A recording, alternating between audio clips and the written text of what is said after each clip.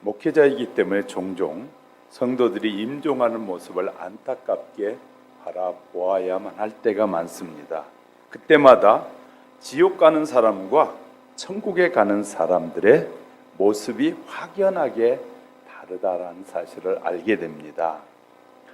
지옥을 가는 사람 그곳이 어떤 곳인지를 알게 되기 때문에 다 싫어하고 발부둥을 치게 됩니다.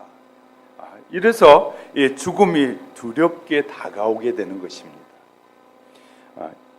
그래서 이런 유머가 있더라고요. 아이젠하워는 죽음이 다가올 때 무엇이라고 말했을까라고 하는 질문을 하고 답이 이런 것이야. 이젠 아워가 다 되었구나, 이렇게 했다는 거죠. 뿐만 아니라 이 일본의 수상이었던 다나카는 무엇이라고 말했을까? 죽을 때 다나가 이렇게 말했다고 쓰여 있어요. 우리나라를 이렇게 공산당으로부터 지켜주었던 이 메가더 장군은 죽을 때 뭐라고 말했을까? 이렇게 써요. 메가 계속 뛰어다오, 이렇게 썼다라고 하고 있더라고요. 네이버에 죽는 연습이라는 글씨를 써 넣어보면 이 다양한 수백 가지의 그 제목들이 떠오르게 될 것입니다.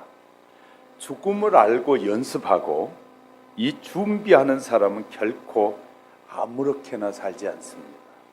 죽음이 없는 것처럼 사는 사람들이, 심판이 없는 것처럼 사는 사람들은 아무렇게나 살지만, 죽음이 있다는 사실을 알고 또 심판이 있다는 사실을 분명하게 깨닫게 되면 함부로 살 수 없는 인생임을 알게 되는 것입니다.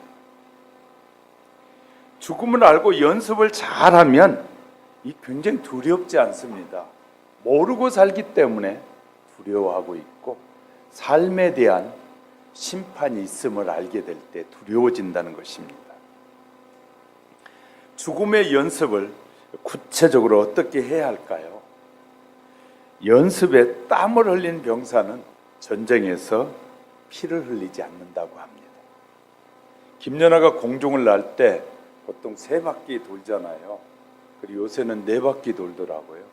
한 바퀴 도는데 들어가는 돈이 10억이라고 그래요. 그러니까 4바퀴 돌려면 40억이 들어가야 된다. 그러면 한 바퀴 돌려고 바로 서서 도는데 연습을 얼마나 하느냐? 1000번 가까이 하면 한 바퀴를 잘 돌 수 있다. 4바퀴를 돌려면 4000번의 연습을 하고, 그렇게 연습을 하고 나면 수많은 관중이 지켜보는 그 앞에서 얼음 위에서 이 4바퀴를 도는데 자유롭게 돌 수 있다는 것입니다. 우리가 이렇게 연습을 하고 살면, 연습을 하면 잘 된다는 것입니다. 제가 아는 어떤 축구 선수는요, 발이 얼마나 축구 연습을 많이 했는지 발가락이 다 문드러지고 없는 그런 선수도 있습니다. 이렇게요, 모든 인생은 연습을 통해서 뭐해진다? 이 완숙한 성도로 살아가게 된다. 그러니까 우리는 하나님의 자녀인데 연습을 하고 하나님의 자녀답게 사는 연습을 하지 않으니까 늘 긋고라지로 살 수밖에 없게 돼요. 그런데 우리는 하나님의 자녀가 됐으면 하나님의 자녀다운 인품을 가지려고 하고, 하나님의 자녀다운 성품을 가지려고 하고, 하나님의 자녀의 다운 모습을 살려고 해야 사람들이 우리를 보면서 저들은 참 하나님의 자녀다 라고 말하게 된다. 저와 여러분은 삶을 돌아볼 필요가 있어요. 우리는 정말 다른 사람들이 우리를 볼 때마다 뭐라고 말할까? 저희도 나가서 이제 이곳저곳 사람을 만나다 보면 이렇게 말해요. 저보고는 한 10년 전에 유성에 갔는데 저녁에 밤 11시쯤에 뭘 먹고 싶다고 목사님들 그래서 사러 가게를 갔어요. 그런데 그 가게 주인이 저를 딱 보더니 형사 같다. 마음이 불편했어요. 내가 아직도 목사 같은 모습이 안 보이는가 보다. 저가 다른 사람들이 전혀 내가 누구라고 말 안 했는데 목사님 같은데요. 그러면 얼마나 기분이 좋은지 몰라요. 그런데 제가 형사 같다든지 회장 같다든지 사장 같다든지 그러면 별로 안 좋아요. 왜냐하면요, 나는 하나님의 자녀요. 목사인데 목사다워야 되는데 그렇게 보지 않을 때 참 불편하거든요. 여러분은 어떻습니까? 여러분은 교회 직분을 받았으면 그 직분다운 삶을 사셔야 돼요. 그래야 하나님이 기뻐하시지 않겠습니까? 우리는 그 직분을 주셨음에도 불구하고 직분답지 살지 못한 사람들이 너무 많다는 것이에요. 왜냐하면 그러기 위해서는 꾸준히 변함없이 연습하며 살아야 돼요. 어떤 의미에서 학교가 우리를 사람답게 살도록 지식을 가르쳐주고 인품을 전해줘야 되는데, 요새 학교들은 이 지식만 전해줄 뿐이지 인품을, 인격을 전해주지 않으니까 지식을 가지고 자기 멋대로 살게 되는 것이죠. 우리 문화에는 우리의 문화에 맞는 인격을 서로 나누는 삶이어야 되는데, 우리 문화에 맞지 않는 그런 행동을 하는 사람이 얼마나 많이 있는지 몰라요. 오래전에는 해외 사람들이, 외국 사람들이 우리나라에 와서 한국 사람을 보면서 하는 말이, 저들은 백의의 민족이다. 참 예의를 갖추고 그 더운 여름에도 갓을 쓰고 하얀 옷을 입고 그 하얀 옷을 더럽히지 않게 하려고 걸음걸이도 정말 얌전하게 걷는 그런 모습을 가졌다는 거예요. 그런데 요새는 형편없어요. 찢어진 옷, 벌어진 옷, 별 옷을 다 입고 다녀요. 궁뎅이가 다 나온 옷, 가슴이 다 나온 옷을 입고 다니면서도 부끄러워하지도 않고 살아요. 우리 문화는 그런 문화가 아니거든요. 이곳에서, 우리 문화에서 우리는 또 한 차원 다른 문화, 하나님의 백성의 문화가 돼야 되는데, 하나님의 자녀다운 모습을 잃어버리는 사람들이 얼마나 많이 있는지 모릅니다. 성경에서 성도들 일컬로 여러 가지 말의 표현을 쓰는데요, 가령 선한 청직이다, 성도는. 또 그리스도의 편지다, 또 그리스도의 군사다. 오늘 바울은 성도들을 향해서 그리스도의 향기다라고 말하고 있어요. 저와 여러분은 세상 사람들 속에 그리스도인들이만 나타난, 그리스도인들에게서 풍겨지는 향기를 바라는 삶을 살아야 된다는 거예요. 그래서 그리스도의 향기다라고 우리에게 표현해 주고 있어요. 15절에서 말하잖아요. 바울은 고린도 교회를 향해서 편지를 쓸 때 사망에 이르는 냄새가 나는 사람이 있고 생명에 이르는 생명의 냄새를 풍기는 사람이 있다. 16절 우리 같이 읽어볼까요? 시작. 이 사람에게는 사망으로부터 사망에 이르는 냄새요, 저 사람에게는 생명으로부터 생명에 이르는 냄새라. 사도 바울은 자기 자신을 그리스도를 아는 냄새 나는 사람이다. 저와 여러분이 그리스도를 아는 냄새를 풍기는 삶을 살아야 되는데, 그리스도를 아는 이 냄새를 전혀 풍기지 않으니까 사람들이 우리를 보고도 누군지를 모르는 거예요. 늘 겸손하게 섬기고 늘 겸손하게 다른 사람이 양보를 하고 이해하고 이렇게 살아갈 때 사람들이 우리를 보면서 예수 믿는 사람이군요, 이렇게 트레이드 마크가 돼야 되는데 그것이 아니에요. 그냥 그런 것이 알려질까 봐 겁나고 그렇게 사는 건 부끄러운 삶으로 여기는 사람들이 너무나 많다는 것입니다. 정말 여러분은 하나님이 보시기에 하나님의 자녀답게 살고 있습니까? 우리는 길거리에서나 삶에서, 저는 목사가 돼서 그런지요, 이 횡단보도를 건널 때 이 신호가 떨어질 때까지 기다려요. 많은 사람들이 신호가 빨간불인데도 막 지나가요. 내가 목사가 본이 되지 않으면 안 되겠다고 생각하기 때문에 다른 사람이 다 쳐다보고 지나가지만 저는 끝까지 기다려요. 신호가 바뀌면 그때 건너가죠. 그러면서 어떤 사람들이 신호를 잘 지킬까 이렇게 돌아봐요.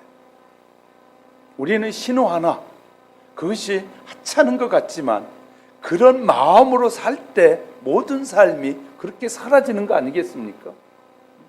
신호 하나 한찮게 여기면 다른 부분에서 다 어기게 되는 것이에요. 우리는 하나하나를 소중하게 여기는 것이 필요해요. 소중하게. 그래서 사도 바울은 자신을 그리스도를 아는 냄새라고 해요. 그러므로 성도들은 그리스도의 향기라는 사실을 뭐하지 말아요? 잊어서는 안 될 것입니다. 그래서 누구 앞에 서든지 안 믿는 사람, 믿는 사람 가리지 않고 누구 앞에 서든지 저 사람은 우리하고 좀 다르다. 저 사람은 뭔가 다른 도를 믿는 사람 같다. 세상 사람들은요, 일반 종교인들은 다 비슷하게 봐요. 그런데 유독 기독교인은 우리와 다르다고 생각하고 있는 것이 현대 우리 문화예요. 그런데 그리스도인들이 그런 문화 속에서 다르다는 사실을 보여주지 않으니까 이제 모든 성도들도 예수 믿는다 그래도 하찮게 여기고 교회 목사들도 하찮게 여기는 세상으로 바뀌어가는 것이에요.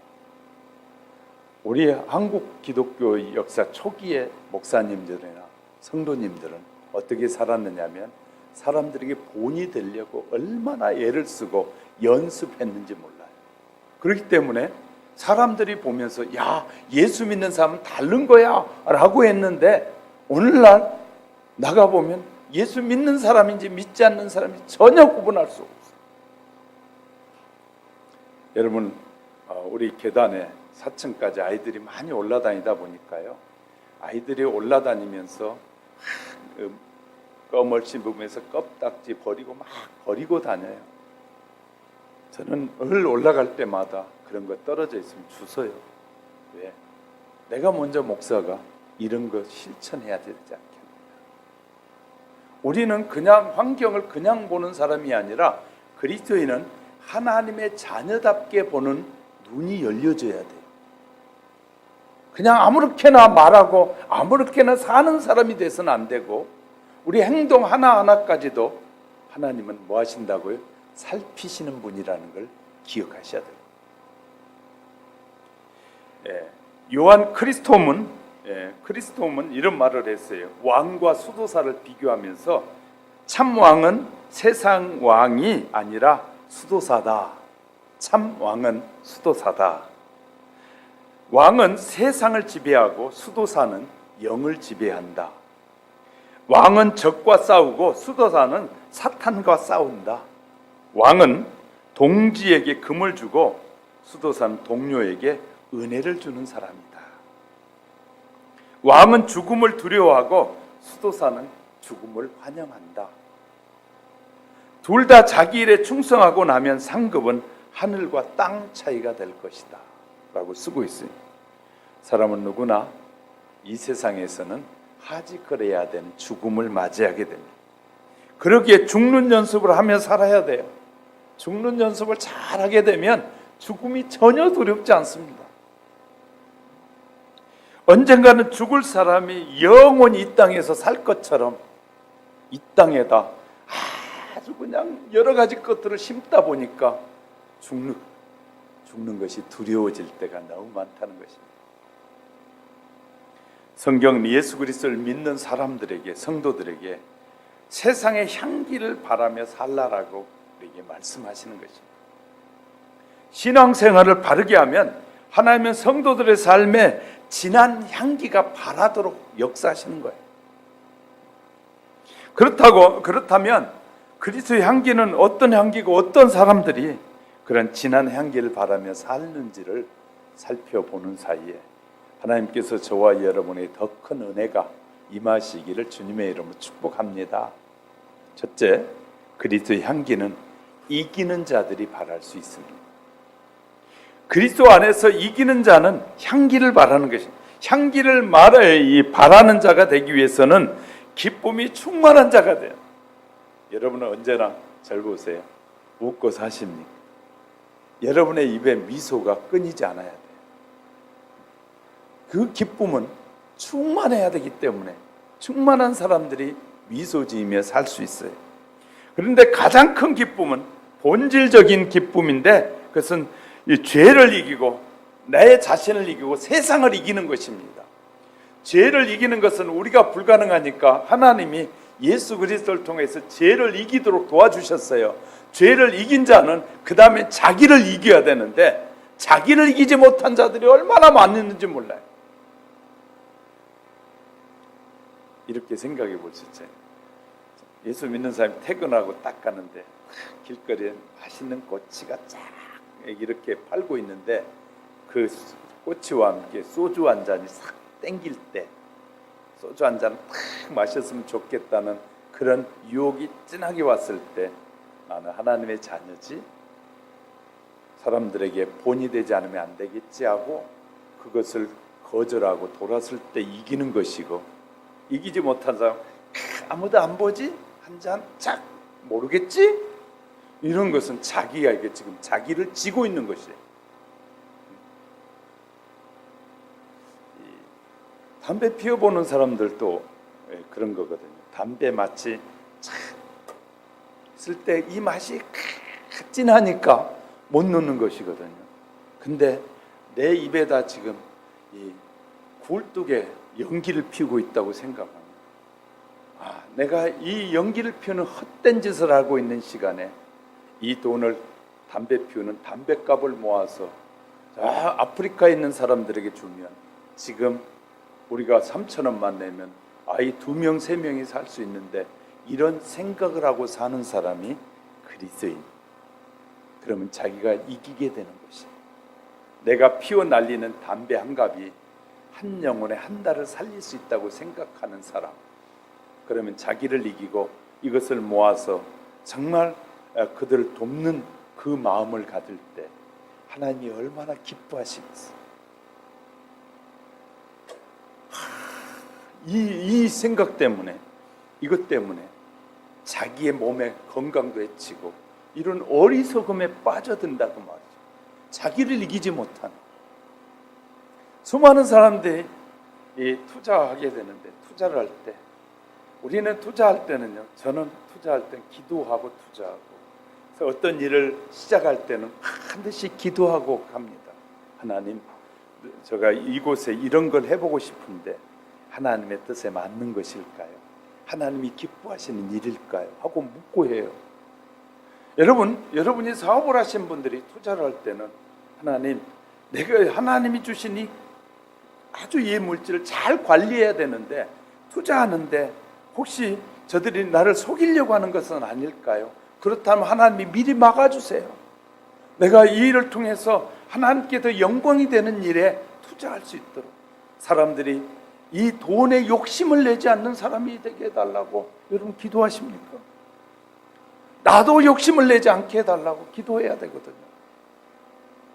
하나님은 그런 기도하는 자의 기도를 들으시고 여러 사람들의 사기꾼들로부터 우리를 지켜줄 것이고 모든 삶에서부터 우리를 보호하실 거예요.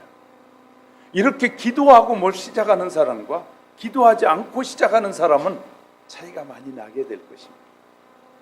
우리는 하나님의 자녀라면 당연히 하나님 앞에, 왜? 나보다 더 잘하시고 이 세상의 그 누구보다도 하나님은 이 세상을 더 잘하신 분이에요. 하나님보다 이 세상을 잘 아는 사람이 있다면 그는 교만한 자고 그는 마귀일 가능성이 높아요. 우리는요, 우리를 만드신 하나님보다 더 영리한 사람이 될 수 없어요. 그러니 정말 우리의 인생에 하나님 앞에 맡기며 사는 자기의 여러 가지, 사람들이 여러 가지 것들을 말하잖아요. 여러 가지 것들. 얼마 전에 제가 아는 어느 목사님이 여의도에 좋은 것이 있다고 자꾸 오셨어요. 와가지고 그래요. 그러면서 하는 말이, 목사, 저기 조금만 투자하면 매달 100만 원씩 입금해 준대. 굉장히 좋으네요. 어떻게 하는데요? 저거 이상한 데 아니에요? 그랬더니 아니야. 현 정부가 추진하고 있는 이 일자리 창출하는 회사라고 하는데 그 회사에서 이렇게 준대. 한번 가입해봐. 인터넷 찾아봤어요. 그랬더니 조금 냄새가 나는 회사 같아. 냄새가 나. 그랬더니 그래서 제가 그랬거든. 좀 냄새가 나던데요. 그랬더니 한 말이 내가 찾아봤더니 괜찮아. 여기 하는 데야. 그러면서 하는 말이 김 목사 좀 투자해. 안 되면 내가 책임져 줄게. 책임질 거예요? 책임진다. 알았어요. 근데요, 사람들은 돈에 유혹을 받기 시작해요. 목사도 유혹을 받고 성도도 유혹을 받고 다 받아요. 그런데 그 유혹을 어떻게 이기느냐가, 이길 때 하나님의 향기를 발할 수 있다. 할렐루야. 수많은 유혹들이 우리 앞에 사람들로부터 밀려와요. 그럴 때 뭐 해야 한다고? 분별력을 가져요. 이 일을 투자해서 하나님이 기뻐하실까? 이를 많이 이득을 얻어서 하나님 앞에도 영광을 돌릴 수 있는 일인지를 보는 눈이 열려지게 될 때 우리는 남에게 속고 남에게 가슴 치는 일이 안 생길 거예요. 하나님 앞에 물어보거든요. 하나님, 이 일을 좀 해야 되는데 어떻게 하면 좋겠어요? 손해보면 안 되잖아요. 또 하나님의 자녀가 사람들에게 속아가지고 또 빼앗은 어리석은 일을 당하지 않도록 하나님 지켜주세요. 하나님은요, 우리의 기도를 참 잘 들어주셔요. 왜냐하면요, 우리가 하나님의 자녀이기 때문에. 할렐루야. 대부분 세상에서도 우리 부모들은 자녀들의 요구를 잘 들어줘요. 그런 것처럼 하나님은 우리의 요구를 참 잘 들어주셔요. 그런데 내가 똑똑하다고 생각하는 거예요. 그러니까 하나님이 필요 없는 거예요. 하나님 없이도 내가 다 할 수 있다고 착각하다가 어느 날 가슴 아픈 일들이 많이 생길 수 있다는 것이, 이런 유혹에서 자기를 이길 때 뭐 할 수 있다고요? 하나님의 향기를 발할 수 있다. 그리스도의 향기를 발할 수 있다. 그리스도께서 사망의 권세와 모든 죄의 세력을 이기셨듯이 우리 성도들은 그리스도 예수 안에서 승리를 정치할 때 뭐 한다고요? 그리스도의 향기를 발하는 삶을 살 수 있다. 할렐루야. 하나님은 이렇게 우리에게 사업자에게도 가르쳐주고 교수에게도 가르쳐주고 정치인에게도 가르쳐주고 어떻게 정치를 잘할 수 있는지, 어떻게 사업을 하는데 손해보지 않고 잘할 수 있는지 다 우리에게 가르쳐 주셔요. 그런데 우리가 가르쳐 주신 하나님의 말씀대로 살지 않는 것이 문제더라는 것이에요. 우리는 하나님 앞에 이렇게, 그래서 하나님, 예수님 우리에게 기도를 가르쳐 주면 너희는 이렇게 기도해라. 기도까지 가르쳐 주셨어요. 저와 여러분이 기도를 잘하면 하나님은 우리의 기도를 통해서 완벽하게 우리를 보호하시는 하나님이시죠. 할렐루야. 또 그리스도를 알고 각처에 전하는 자가 되는, 신앙생활에서 안다는 것과 행하는 것은 뗄 수야 뗄 수 없는 관계입니다. 아는 것은 행해야 된다는 말이에요. 하나님께서 우리에게 말씀을 깨닫도록 알도록 도와주시는 것은 그렇게 살라고 말씀하시는 거예요. 할렐루야. 그러니까 우리가 은혜 받았다는 것은, 많은 은혜를 받은 것은 그 은혜대로 살게 하시길 원하시는 하나님의 뜻이 들어있는 거예요. 할렐루야. 그래서요, 이 요한은 이런 말을 합니다. 이 영생은 유일하신 참 하나님과 그의 보내신 자 예수 그리스도를 아는 데 있다. 영생은 바로 참 하나님과 그리스도를 보내신 그분을 아는데 영생이 있다라고 우리에게 말씀해 주고 있어요. 모든 사물에는 고유한 냄새가 있습니다. 자기가 가지고 있는 그 내용물이 어떤 내용물을 가지고 있느냐에 따라 냄새가 달라요. 냄새가 달라요. 이 엄마들이 아이를 진짜 사랑하면 그 냄새가 향기롭다고 그래요. 향기롭다. 그런데 남편이 방구 한번 딱 끼면 하는 말이 냄새나. 똑같은 방구를 끼워도 아이들이 끼면 아이고 향기네. 그런데 남편이 끼면 냄새 난다고. 왜?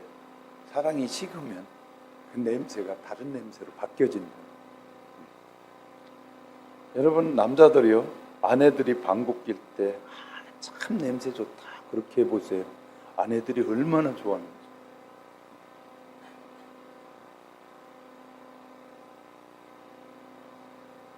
목사님이나 그러라 그런 것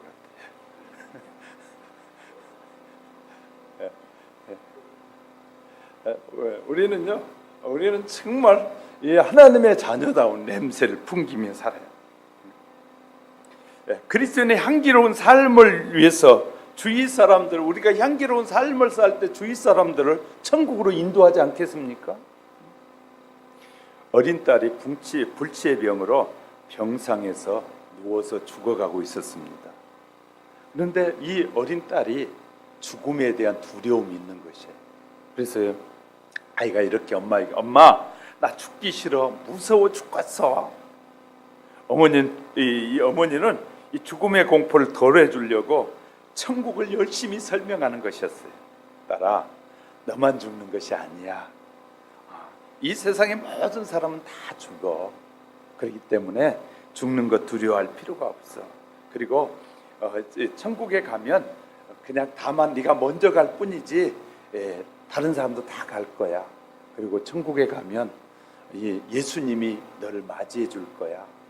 꼭 예수님이 너를 맞이해 줄 거니까 걱정하지 마. 그리고 얼마 있지 않으면 엄마도 가게 돼. 했더니 막 이렇게 성경을 설명해 줬더니 어린 딸이 엄마에게 그래요 하고 머리는 끄덕거리는데 엄마가 볼 때는 이 아이가 두려움 그대로 가지고 있는 것이었어요. 며칠이 지난 어느 날 엄마가 아프다고 입원을 했어요. 엄마가 아파서 입원했는데 딸 옆에 이 침대에 입원을 했어요. 둘이 딸과 엄마가 나란히 누워 있습니다. 엄마가 이렇게 말해, 애야, 엄마가 이상하게 아픈데 엄마가 먼저 죽을 것 같네. 딸이, 엄마 죽으면 안 되지 왜? 이 어린 딸이 막 그러는 거예요. 그러다 또 며칠이 지난 어느 날, 애야, 아무래도 내가 먼저 죽을 것 같아. 내가 천국에 가서 너가 오기를 기다릴게 준비하고 있을 테니까 너 걱정하지 말고 와. 얘기하고 난 후에 그 다음 날 엄마가 죽었다고 아이에게 전해줬어요. 영정 사진이 걸렸고 엄마가 죽은 걸 본 딸은 막 엉엉 울기 시작했어요. 엄마 그럼 같이 가지. 엄마가 먼저 가서 하고 막 우는. 그 다음에 이제 장례식이 끝나고 한 이틀 지나니까 이 아이가 엄마가 보고 싶다고 하면서 엄마가 계신 천국에 나도 빨리 가야지 하는 마음으로 바뀌었어요. 그리고 얼마 지나서 이 딸이 이 하나님의 부름을 받고 죽게 됐어요. 그런데 그때 그 어린 딸의 장례식에 엄마가 나타나서 이 장례식을 다 마무리하고 있는 것이었어요. 엄마가 이 딸을 천국에 안전하게 가게 하려고, 두려움 없이 가게 하려고 연극을 했다라고 해요. 그랬더니 딸이 엄마가 가 있는 그 천국에 자기도 가고 싶다는 그런 희망을 갖고 살았다는 거예요. 그리고 두려움을 이기고 천국에 갔다는 것이에요. 저와 여러분이 정말 그리스도의 향기를 바라면서 두려움을 두려워하지 않고 죽음을 두려워하지 않고 주님이 계신 그곳을 사모하게 될 때 우리를 통해서 다른 사람들도 천국을 가고 싶어 할 것이고 그 예수를 믿고 싶어 하지 않겠습니까? 사랑하는 성도 여러분, 우리 모두 정말 저와 여러분 이 영원한 죽음에서 면제받은 자들이에요. 우리는 영원히 죽지 않는 하나님의 사람들이에요. 이제 저와 여러분은 뭐만 남아있냐면 영원한 나라로 이주해 갈 이주 준비만 하면 되는 것이에요. 지금은 별로 이제 미국 가고 하는 사람들은 별로 이제 그런 것이 없는데 저희가 청년 때나 벌써 한 30, 40년 전에는요 사람들이 미국에 이민 가면 2달, 3달, 막 6개월 전부터 준비를 했어요. 준비해가지고 필요 없는 것들은 다 버리고 막 나눠주기도 하고 그리고 나서요 꼭 필요한 것만 딱 가지고 2주에 가려고 준비했어요. 그런 것처럼 사랑하는 성도 여러분, 저와 여러분은 천국 갈 준비를 늘 하면서 사셔야 돼. 천국으로 2주에 갈 준비를 하면서 사는 사람, 이런 사람은 욕심 부릴 필요가 있을까요? 없을까요? 욕심이 필요 없어요. 아무것도 쓸모없는 것이에요. 천국에 가면 저와 여러분이 그곳에서 누릴 모든 것이 다 준비되어 있어요.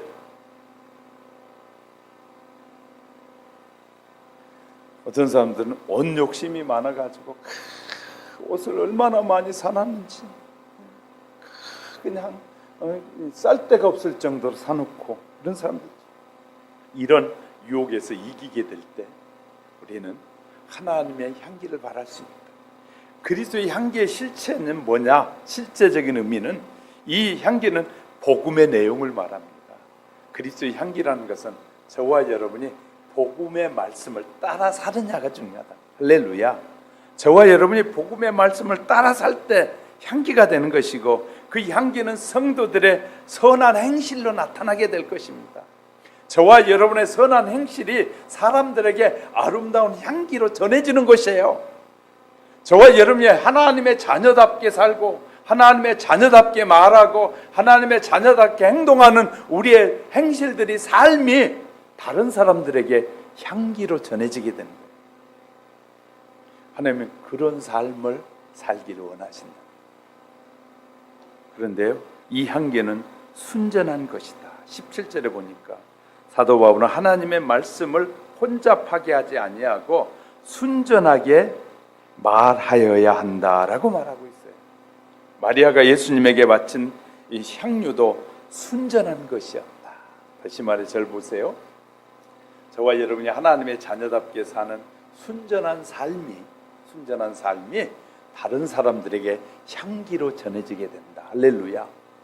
그걸 말하고 있어요.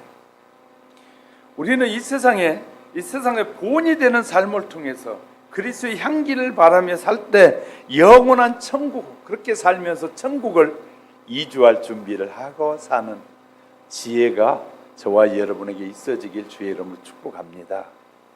그런데 이렇게 세 번째는요, 향기는 천국을 준비하며 살 때 일어나는데, 자, 오늘날 수많은 사람들이 예수 그리스도를 나의 구주로 고백하는 사람들 중에 천국에 갈 준비를 이렇게 하는 사람들이 있어요. 몇 가지를 한번 소개해 보려고 하는데, 역사적으로 보면 해골을 옆에다 두고 천국을 생각하며 사는 사람들이 있었다. 아십니까? 예루살렘의 옆에는 베들레헴이 있습니다. 예루살렘에서 베들레헴, 예루살렘은 하나님의 성전이 있었던 곳이다. 그곳에서 한 16km 정도 떨어진 곳에 베들레헴이 있습니다. 그 베들레헴에서 예수님이 탄생하시잖아요. 그런데 그 옆에 동굴이 하나 있는데, 제롬이 성경을 번역하고 연구하던 방이 있는데, 제롬이라는 유명한 신학자가 있어요. 그가 성경을 연구했는데 제롬의 책상 위에는 늘 해골이 놓여 있었다. 그래서 가이드에게 거기 갔을 때, 제롬의 그 동굴에 들어갔을 때 가이드에게 물어봤어요. 왜 제롬은 이 해골을 놓고 이 성경을 번역했습니까? 두 가지가 있다는 거예요. 나도 언젠간 죽는다는 생각을 하면서 경건하게 살아야 되겠다라고 한다는 거예요. 또 하나는요, 나도 저렇게 해골이 될 텐데 죽도록 일해야지. 내 힘이 닿을 때까지. 어떤 사람 힘이 남아가지고 죽는데도 안 죽으려고 버티는데 얼마나 힘이 센지 몰라요. 근데 어떤 사람은 딱 일을 많이 해가지고 그냥 죽음을 자연스럽게 싹 내려놓는 사람이 있는데, 어떤 사람은 널리 아직도 힘이 남아있는 사람. 자, 어떤 언젠가는 저렇게 힘을 소멸하고 다 버리고 갈 텐데 그때까지 열심히 일해야겠지. 이렇게 생각했다는 거예요, 제롬이. 참 마음이 꿈틀꿈틀하는 것이었어요. 지금도 이집트나 이스라엘 그리고 하토스는요, 하토스라는 지역이 그리스의 한 지역이 있는데 이 지역은 이 수도사들만 사는 나라가 있어요. 이 경기도만한 나라인데요. 여기에는 1200명의 수도사만 사는 지역이 있어요. 지금도. 여기는 아무나 못 들어가요. 그 수도사들만 사는 그 지역에 수도하겠다고 하는 사람들이 특별히 허가를 내주는 사람만 들어가는 그런 나라가 아토스라는 나라가 있어요. 그런데 그 지역에는 수많은 수도원들이 있어요. 이 봉쇄 수도원인데 아무나 못 들어게 하는데 그 수도원 안에는 한 분이 우리나라 목사님이 가봤더니 모든 수도원에는 다 해골을 보관하고 있더라. 해골을 보관하고. 수도사들은 선배 수도사의 해골을 진열해 놓고 늘 바라보면서 나도 저렇게 될 텐데 시기하지 않고 질투하지 않고 욕심내지 않고 세상 내려놓고 살아야지 하고 이렇게 보면서 산다는 거예요. 세계에서 제일 긴 다리가 미국 동부에 있는 퀘스트 다리라고 하는데 30km가 넘는 긴 다리. 그 끝에는 뭐가 있냐면 이 해밍웨이의 집이 있어요. 해밍웨이 집이 있는데 그거 언덕 위에 있는 집에서는 그는 바다를 내다보면서 해밍웨이가 노인과 바다와 노인의 그 책을 썼는데요. 그 책상에 지금도 가보신 분들이 그러더라고요. 그 해밍웨이도 자기 이 소설을 쓰면서 그 옆에다 해골을 딱 올려놓고 썼다. 언젠간 나도 이렇게 될 텐데 이렇게 생각하면서 그리스도인은 대충 사는 사람이 아니라 하나님의 말씀을 씹으면서 되새겨 보면서 내가 하나님의 뜻대로 살고 있는지를 돌아보며 사는 사람이다. 그냥 막 아무렇게나 그냥 돈 벌었으니까 그냥 한바탕 하고 살아야지 이런 거 그리스도인이 아니라 하나님이 내게 왜 주셨을까? 이 주신 것을 어떻게 쓰라고 하실까? 하나님이 어떻게 쓰는 것이 하나님께 영광이 될까요? 하나님 내게 주신 이 명예가 어떻게 쓸 때 아버지께 영광이 될까요? 이렇게 생각하고 돌아보며 사는 사람이 진짜 그리스도인이다. 할렐루야. 그리스도인은요 생각 없이 사는 사람이 아니에요. 생각 없는 사람들이 아무런 행동이나 하고 아무렇게 사는 것이에요. 내가 너무 세게 달리면 다른 사람을 위해할 수 있다는 걸 알아야 돼요. 술 먹고 막 세게 달리다가 어느 연예인의 남편은 그냥 차를 받아가지고 다른 생명까지 죽이잖아요. 자기가 죽을 것이고 알고 자기가 태우고 가는 다른 사람을 죽일 것을 알았으면 그러겠어요? 어리석은 삶을 사는 것이죠. 세계에서 제일 넓은 땅을 점령하고 있는 넓은 땅을 점령했던 왕은 알렉산더 대왕인데 그도 자기 방에 해골을 하나 놓아두고 살았다고 전해지고 있습니다. 아침에 일어나면 신하가 딱 들어와서 이렇게만 대왕이요, 대왕님도 언젠가는 죽을 겁니다. 이렇게 말했다. 그렇게 신하에게 말하라고 했다는 거예요. 그래서 그렇게 전해지는 얘기가 사실이라면 정말 알렉산더 대왕은 훌륭한 왕일 것입니다. 언젠가 당신 죽을 거니까 함부로 하지 않고 산다는 거예요. 함부로 하지 않고 사는 거예요.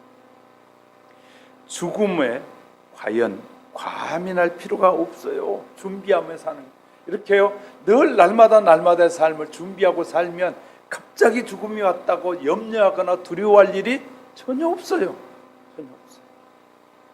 또요 천국으로 이주를 연습한다는 말은 버리는 연습이다. 버리는 연습. 이 세상에 올 때 누구나 빈손으로 왔잖아. 갈 때도 빈손으로 가게 될 것입니다. 다 버리고 정리하는 훈련이 중요해요. 이 세상에 죽을 때가 가지고 갈 수 있는 것은 하나도 없습니다. 다 버리고 가는 것이.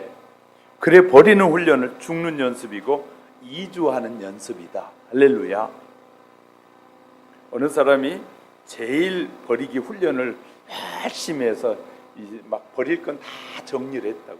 그런데 그는 늘 서재에서 이 책을 보고 그런 걸 좋아하니까 이 향기가 나는 화분 2개를 이렇게 올려놓고 향기가 나니까 그 향기를 맡으면서 글을 쓰는 사람이 있었어요. 어느 날 멀리 갔는데 그래서 그 집에 가서 자게 됐는데 밤에 생각해 보니까 화분에 물을 안 주고 온 것이었어요. 그래가지고 물을 안 주면 그 화분이 금방 꽃이 시든다는 걸 알았기 때문에 물을 안 준 것 때문에 밤새 잠을 못 자겠더라고요. 그래가지고요 그 다음날 돌아오자마자 그 화분을 다 처분해 버렸대요. 그리고 나니까 누가 오라 그래 자도 잠 안 올 일이 없대. 걱정할 필요가 없으니까. 그런 사람이 있더라고요. 아이젠하워 대통령이 죽기 전에 워싱턴에 있는 워터리스 병원에 실려가게 되는데요. 그는 빌리 그레암 목사님을 자기에게 좀 불러달라고 했대요. 그랬더니 의사가 목사님이 오니까 각하에게 30분만 시간을 드릴 테니까 30분만 면회하고 나오십시오. 그래서 30분 동안 이제 그 아이젠하워 대통령을 만나서 얘기도 하고 복음을 또 얘기하고 했어요. 그리고 30분이 돼서 나오려고 하니까 그분이 아이젠하워가 이렇게 한 목사님 조금만 더 나와 함께 있어 주세요. 목사님 내가 어떻게 천국에 갈 수 있는지도 좀 더 자세히 가르쳐 주세요. 어떻게 죄 사함을 확실하게 할 수 있는지도 알려주세요. 죽음을 눈앞에 둔 다른 것 다 필요 없는 것 이제 알았어요. 빌리 그레암 목사님이 신약 성경을 펴서 예수님 이야기를 열심히 해줬고 천국에 대한 얘기도 해주고 예수님이 사람들의 죄를 사해 준 얘기를 쭉 해줬더니 한참 듣더니 그렇게 대통령이 말하던 목사님 너무너무 고맙습니다. 이제 나 천국에 갈 준비가 다 됐어요. 그러면서 하나님 앞에 갔다 나와요. 우리는요 하나님 앞에 갈 천국으로 이주할 준비하며 사는 삶을 살아요. 이런 사람도 있어요. 묘지에 가기를 즐기는 사람도 있어요. 축구장에 나갈 때 선수들이 불철주야 연습하는 것처럼 우리 연습이 필요한데 어느 교수는 한 분은 논문을 쓸 때마다 너무나 손을 많이 써가지고 손에 지문이 없어졌다고. 이런 것처럼 믿음으로 사는 사람들은 이 천국으로 간다는 죽음에 대한 두려움이 아니라 천국으로 이주한다는 그 기쁨으로 살아야 된다는 거예요. 기쁨으로 살아. 언제 죽을지 모릅니다. 목사님 죽게 생겼어요. 기도해 주세요. 나 죽으면 어떡해. 돈 많은 사람, 명예 있는 사람일수록 죽는다 그러면 겁내요. 목사님 좀 더 살게 기도해 주세요. 그런 사람들이 참 많아요. 자, 그런데요, 이 교수님은 유혹이 올 때마다 더 살고 싶고 더 막 저가고 싶을 때마다 묘지를 간대요. 묘를 자꾸 가보면 여기 있는 사람도 나보다 똑똑한 사람도 다 죽었구나. 나도 언젠가 가는구나 하면서 묘지를 한 바퀴 돌고 나면 유혹에서부터 자유로워지기 시작하더라. 여러분 돈에 대한 유혹, 명예에 대한 유혹, 세상에 대한 유혹 자꾸 생기면 공동묘지를 좀 들려오세요. 자주 다니세요. 또 자주 가면 또 욕심이 많은 사람처럼 여겨질 거예요. 그러니까 하여튼 그런 갑자기 생길 때는 좀 오는 것도 중요해요. 재밌는 통계가 있어요. 병원에서 입원해 일하는 목사님, 원로 목사님들이, 원목 목사님들이 죽을 때 그렇게 편하게 죽는데, 왜냐하면 늘 죽는 것을 봤잖아요. 그러니까 자기도 죽는다는 사실을 알기 때문에 그렇게 원목 목사들이 편안하게 죽는다고 그래요. 자, 저와 여러분은 죽는 것이, 교회에서 목사가 죽는다는, 죽음에 대한 설교할 때 여러분의 얼굴에는, 절 보세요, 희망이 있어요. 제가 죽음의 설교를 하면 성도, 목사님 그런 건 안 하면 좋은데, 이런 생각이 드십니까? 천국에 대한 희망이 없으니까. 저와 여러분은요, 죽음에 대한 설교하면 여러분이 입이 쫙 열려야 돼요. 이주할 날이 다가오는구나. 정리할 거 빨리 있으면 정리하고 잘 정리해서 가야지. 그래야 되는데 죽음 얘기하면 목사님 나 죽으라고 하는가, 이렇게 생각하는, 이건 어리석은 것이죠. 우리는 이 세상보다 더 아름다운 영원한 천국이 우리에게 예비되어 있습니다. 할렐루야. 그래서요, 환송 예식에 걸려고 자기네 영정 사진을 자기가 찍는 사람들이 있어요. 요새는 제가 아는 어느 목사님이 부흥회를 갔는데 그 교회 갔더니 담임 목사님이 이리 와봐 그러더라고요. 그래서 소재에 들어갔더니 이 멋진 사진 하나가 딱 있더랍니다. 그 목사님이, 그 교회 목사님, 이 강사로 오신 목사님, 내 영정 사진이요? 그러더라고요. 아니 왜 건강한 사람이 왜 영정 사진 찍었어? 그랬더니 그래야 욕심도 없고 내가 모든 걸 잘 버리고 목회할 수 있어서 찍었어. 이게 가장 비싼 사진이야. 우리 집 사진 중에서 가장 비싼데 저 영정 사진은 100만 원짜리야. 100만 원짜리. 그래가지고 딱 찍어놓고 자기는 그거 볼 때마다, 영정 사진을 볼 때마다 내가 바르게 살아야지. 천국으로 이전에 갈 텐데, 이주에 갈 텐데 그 나라에 살 준비해야지. 이렇게 산다는 거예요. 아멘 하지 않는 거 보니까 싫은가 봐요. 정말 영원한 나라에 대한 소망을 지금 굉장히 좋은 얘기를 하고 있는데 아멘을 안 하고 목사님이나 그러세요, 그러는 것 같은 느낌이 들 수 있어요. 어느 분은 자기 장례식에 틀어달라고 장례식에 올 사람들의 인사말을 녹화해서 놓은 사람이 있어요. 자기 장례식에 온 손님에게 인사말을 녹화해 놓고 이거 틀어주라고는 준비하는 사람이 있는데 이런 내용이에요. 내 장례식에 오신 여러분을 주님의 이름으로 사랑합니다. 고맙습니다. 저는 지금 천국에 와 있습니다. 천국에서 여러분의 환영을 하려고 준비하고 있습니다. 오시는 대로 영접하겠습니다. 저희 환송 예식에 와주셔서 진심으로 감사합니다. 평생 여러분과 함께 지내서 행복했습니다. 고맙습니다. 이렇게 녹음해 놓고 손님들이 올 때마다 틀어주라고 녹음해 놓은 사람도 있다. 참 이주하려고 철저하게 준비하는 사람, 또 이런 사람들도 있어요. 관을 만들어 놓고 떠날 준비하는 사람도 있어요. 제가 잘 아는 목사님도 그 교회 8층에다가 관을 짜놓고 조금 이 답답한 일이 생기고 할 때마다 관에 가서 들어놓자요. 자기 관을 자기가 짰어요. 그리고 싹 짜놓고 거기서 어떤 날은 일주일씩 거기 있다가 나와요. 그러면 너무너무 그 관에 누우면 편하대요. 또 여러분 중에 또 관 짜실 분이 있으면 저한테 연락해 주세요. 좋게 짜야 되니까. 제1도포 교포 중에 송모순 씨라는 사람의 얘기가 있는데요. 자기 방에다 자기가 죽으면 들어갈 관을 미리 짜놓고 사는 분인데 그 관 속에 들어가 30일씩 기도하신 분이 있어요. 찾아오는 손님들과는 관의 한쪽에다 유리로 이렇게 만들어 놓고 그 유리로 보면서 누워서 왔어? 그렇게 인사한대요. 그러면서 관 속에 있는데 이분이 이제 관을 만들어 놓고도 저거 했던지 자식들에게 죽기 7년 전에 장례식 미리 치러줘라 그래가지고요, 장례식을 7년 전에 치렀어요.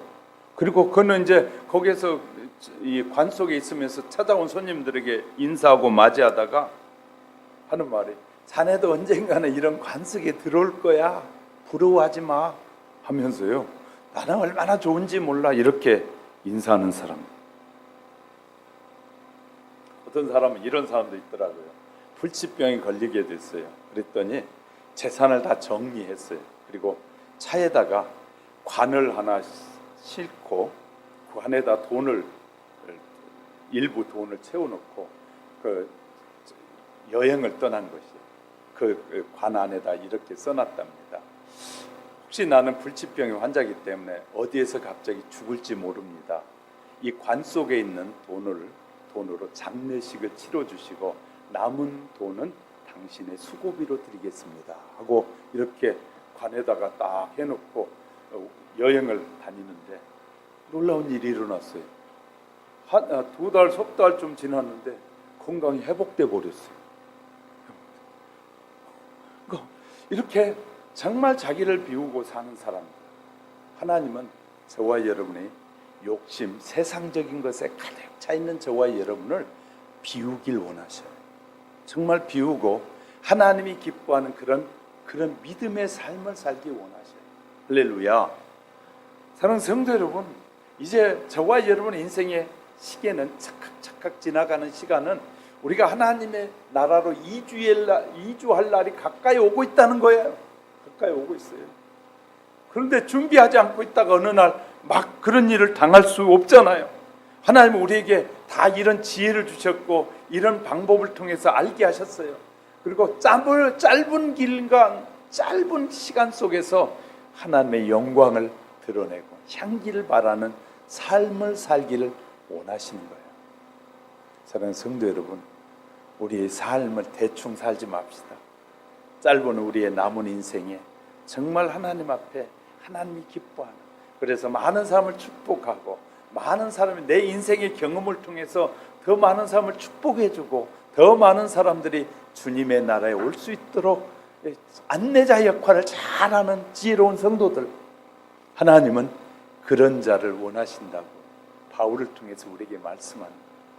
저와 여러분의 삶에서 썩는 냄새가 나는지, 저와 여러분의 삶에서 생명의 냄새가 나는지 돌아보면서 저와 여러분 그리스도의 향기를 바라는 하나님의 사람으로 끝까지 서기를 주의 이름으로 축복합니다. 기도하겠습니다.